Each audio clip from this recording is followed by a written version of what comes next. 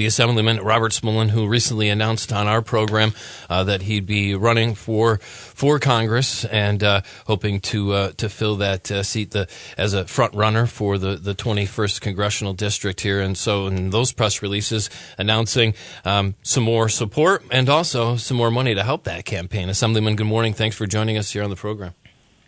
Great. It's great to be on with you guys this cold morning here in the Mohawk Valley. Yeah, crisp, that's for sure. The good news is it's warming up, though. I think by the midweek we could hit like 50. So, wow. Yeah. You can melt all those icicles that are already building up. That'd be nice. So, but warming up, how about the campaign, though? Things warming up for you, Assemblyman? Things are going great. I couldn't ask for better support since we made the announcement. And thank you all for letting me be on Talk of the Town to help announce the campaign. I'm proud to announce that we've got over 55 endorsements so far from local elected leaders across the district. It just shows that the support is growing and that myself, as the only Trump-appointed conservative in this race, it's really building a lot of positive momentum.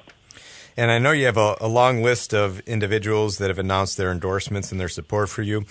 And I don't know all of them. I'm sorry, were you going to add something? Oh, yeah, and there's more coming, too, which is even the better story. It's been a great outpouring. We've got some more that we're going to announce when the time is right.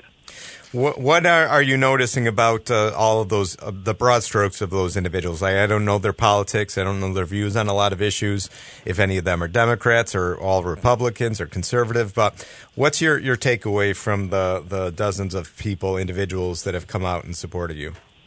Well, the important thing to note is that these are elected leaders in the counties that are part of the 21st Congressional District. In fact, the chairman of the Board of Supervisors for Fulton County has endorsed me.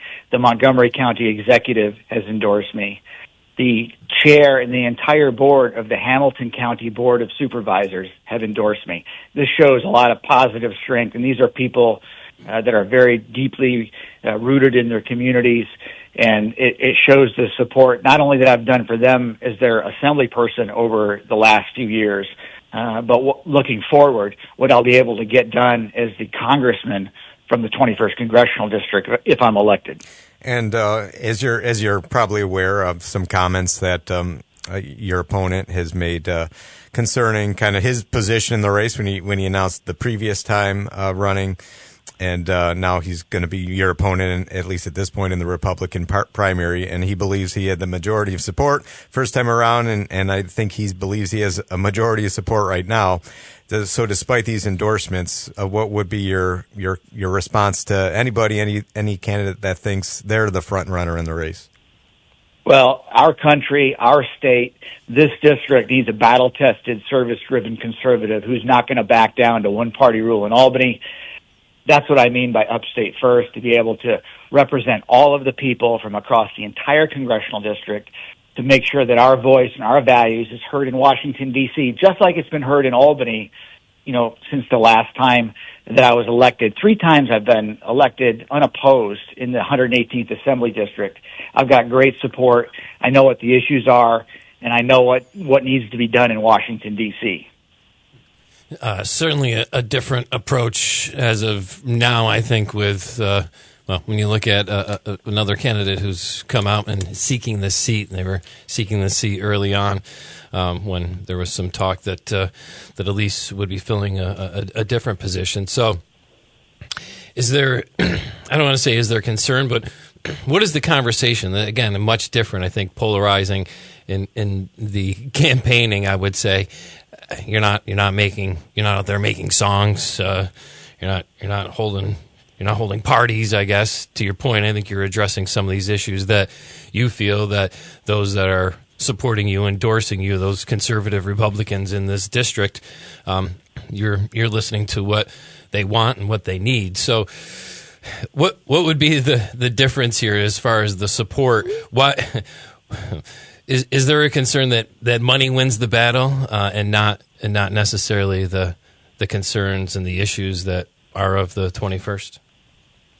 Not at all. This is all about policies. This is about good leadership. Elise Stefanik's been an outstanding representative for the 21st Congressional District. it's been, very consistent that I have been a supporter of President Trump. In fact, I was appointed by President Trump to the President's Commission on White House Fellows. My opponent, he's done all sorts of things. Recently it was noted that he campaigned on being inspired by Charlie Kirk to actually get into this race. Well, it turns out that he called Charlie Kirk a grifter. There's all sorts of things like that are going to compare and contrast us. I'm a Marine, I'm a conservative, I'm the Trump-appointed candidate in this race. And I'm running to take our voice and our values to Washington, D.C. People really need to help me in this mission. This is very important. Now, as you know, these races in central New York here, upstate New York, they seem to be very, very there's a lot of fighting over them, and they're among the most expensive battles every congressional race for some reason. We're a blue state, but upstate is got a lot of Republicans and a lot of conservative views up here. So there tends to be a big fight over these, and which means there's a lot of money spent on them. And I know late last month you announced raising over more than $500,000. I don't know if since then you've accumulated more, or just this is based on your reporting. So that's currently the most current numbers that you have, 500,000. But as you know, these races are going to be very, very expensive. And if you look at the grand scheme of things, 500,000 would probably be a drop in the bucket at the end of the day, compared to the bigger picture. So you obviously have people coming out to you to support you, but what's your thought on how much and what's really going to be needed to be done to be able to battle this financially?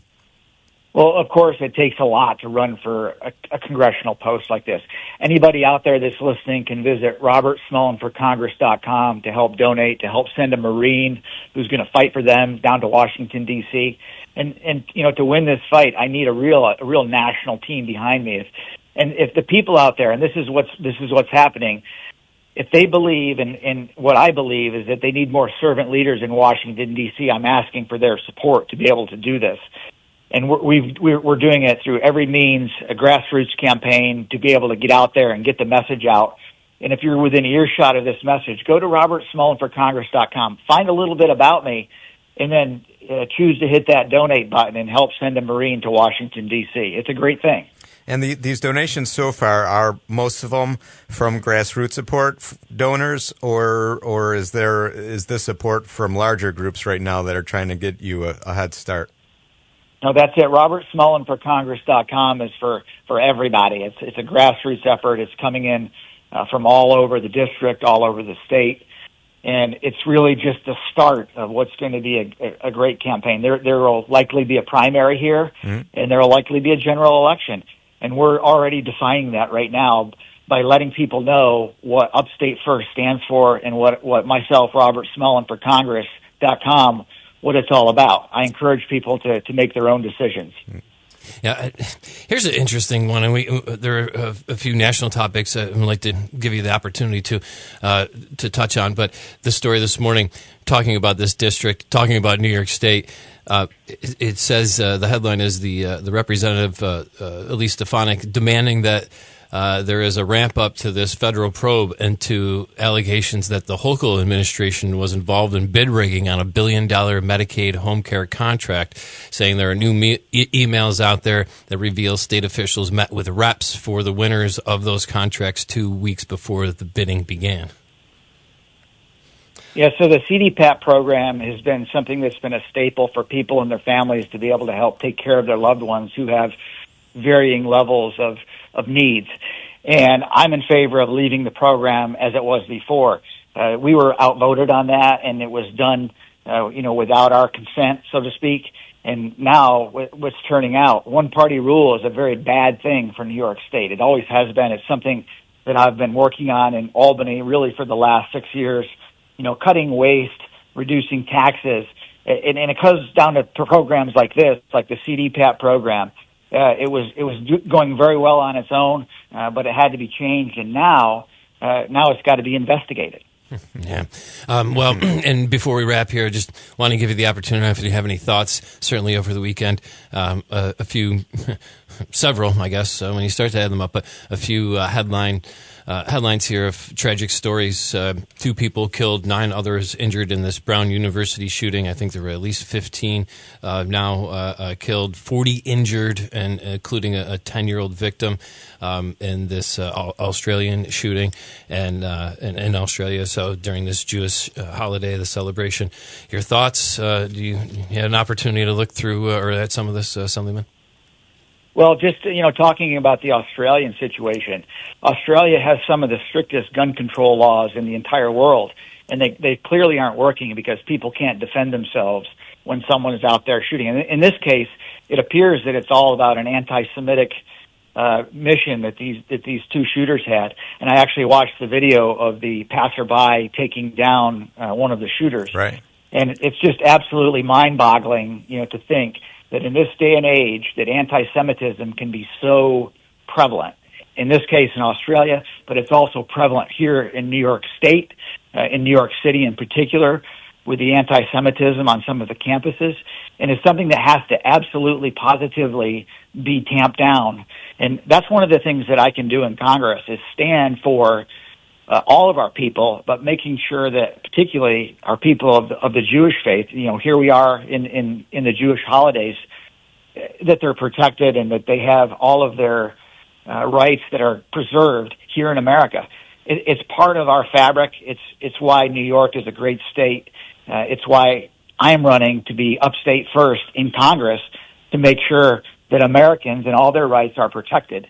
Especially about these things having to do with anti-Semitism. And what's really interesting is the stories that have been coming out following that horrible shooting in Australia is that you had the Israeli officials, Prime Minister Bibi Netanyahu and the president out there kind of scolding the Australians for saying, we told you have rising anti-Semitism among the Islamic community in your country, and you're not doing anything about it. And this is what happens when you let your guard down, or when you for whatever reason you don't step up when it appears that there's threats and concerns against a certain group of people.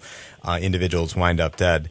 And Robert, I think we have about a moment here left. But when you hear thoughts like that you had governments that represent various people telling other governments that you need to do a little bit better to protect the Jewish people or whoever it might be, and when this happens, would it appear that they dropped the ball? It does, and it's one of those things that you have to always be vigilant about these things and react appropriately when these issues crop up. And it's something that we've got to do a much better job here in New York State. Anti-Semitism on the SUNY and CUNY campuses has been on the rise. As the ranking member of the Higher Education Committee, it's one of my jobs to provide oversight to them, and I'm going to do it very thoughtfully but very forcefully. And it's also the reason why I need to go to Washington, D.C. and represent upstate New York in Congress. Not only for New York State's sake, but for America's sake. They need a strong, clear voice that says that anti-Semitism is wrong, and it will be called out in all aspects whenever it arises. Last 30 seconds here, continuing to protect New Yorkers here, Assemblyman, and a rural health care bill that you've introduced. You're out there tomorrow in Gloversville, Nathan Littauer Hospital, and I think you've talked about this before, but making sure that there is health care for all New Yorkers, rural counties, dealing with the shortage and expanding health care. That's the idea of this bill, right? That's it. We want to make sure that rural health care is available to all of our residents. As an aspirational servant leader, it's my job to light the path forward, and I'm not chasing the spotlight. Service is who I am. It's what I've always done, and it's what I'll continue to do in Congress. All right. Assemblyman Robert Smullen joining us here again, and you can find out more, as he mentioned. Check out his website. He wants to be your representative in the 21st Congressional District. I'm sure we'll continue to have these conversations, and if we don't, until after the holidays, Merry Christmas, and we hope they have a great holiday, Assemblyman. Merry Christmas and happy holidays to all your listeners. Thank you for having me on. You got it. Thanks for joining us. All right.